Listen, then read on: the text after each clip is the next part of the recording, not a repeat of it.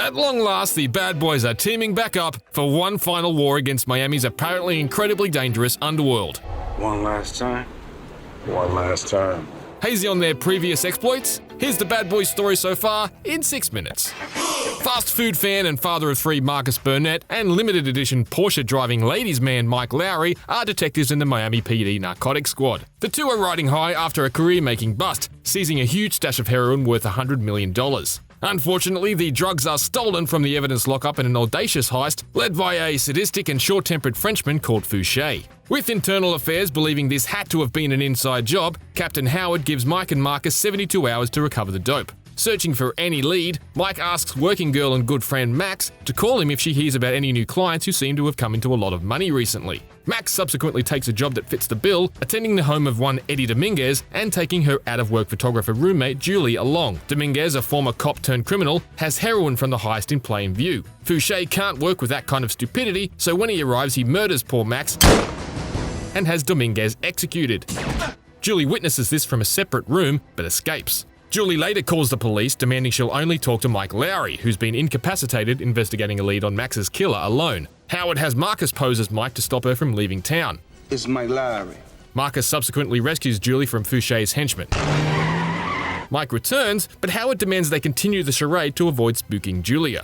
You're him, and you be you, but not in front of her. Julia IDs a henchman from mugshots and Mike and Marcus head to Club Hell to track him down, but Marcus is recognised from the encounter earlier and Julia turns up, so the visit descends into a ruckus, a hectic chase in a slow-ass ice cream truck, more dead henchmen, and another bad day. Probably not the best time to mistake them for armed robbers. Now back up, put the gun down, and give me a pack of tropical fruit Bubblicious. And some Skittles.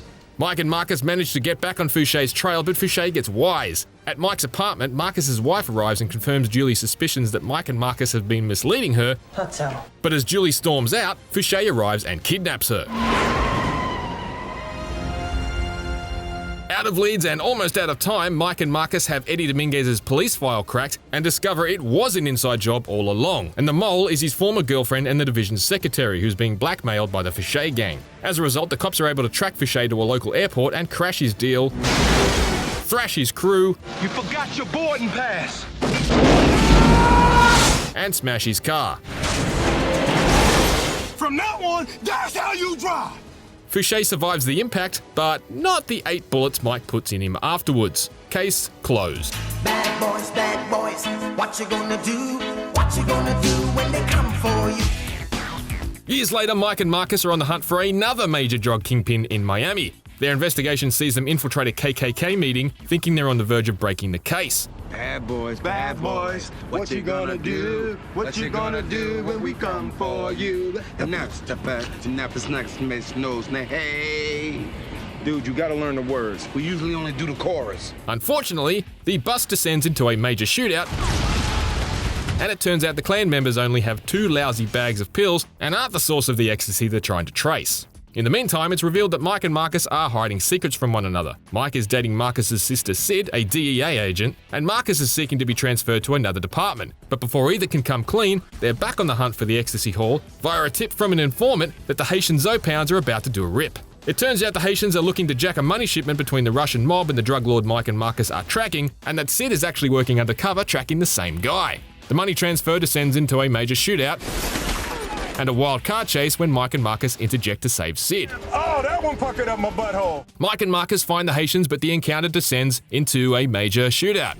Who that? Who in my house? I'm the devil. Who's asking? The devil is not welcome here. The surviving suspect doesn't know where the intel on the money drop came from, but Mike and Marcus find a camera that leads them to Spanish Palms mortuary and the revelation that known slippery scumbag Johnny Tapia is the man they're looking for. Me, Johnny Tapia. As Tapia begins a hostile takeover of the Russian mob's clubs and poaches Sid to handle laundering his cash, Mike and Marcus crack how Tapia is getting his drugs into Miami.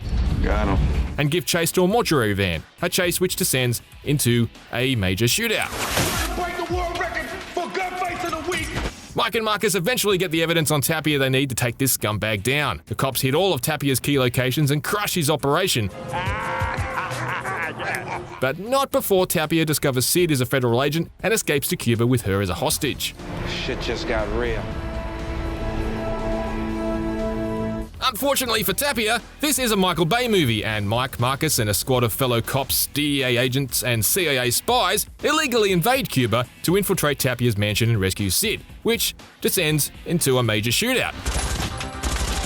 And a third car chase.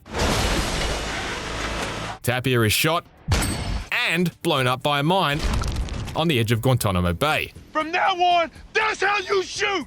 Relaxing back in Miami, Mike tells Marcus that he and Sid have decided not to continue their relationship, and it's confirmed Marcus has decided to remain in the division and stay partners with Mike. 5 stars. How did it take 16 years to make a sequel to this masterpiece? What you gonna do when they come for you? Well, in any case, they did, and it's looking as action-packed as ever, despite Marcus suggesting they need to leave their bad boy days behind them and be good men instead. Who the fuck wants to sing that song? Bad Boys for Life arrives in January 2020, but for more good men, check out our snack-sized synopses of the Rambo series and the Rocky and Creed saga.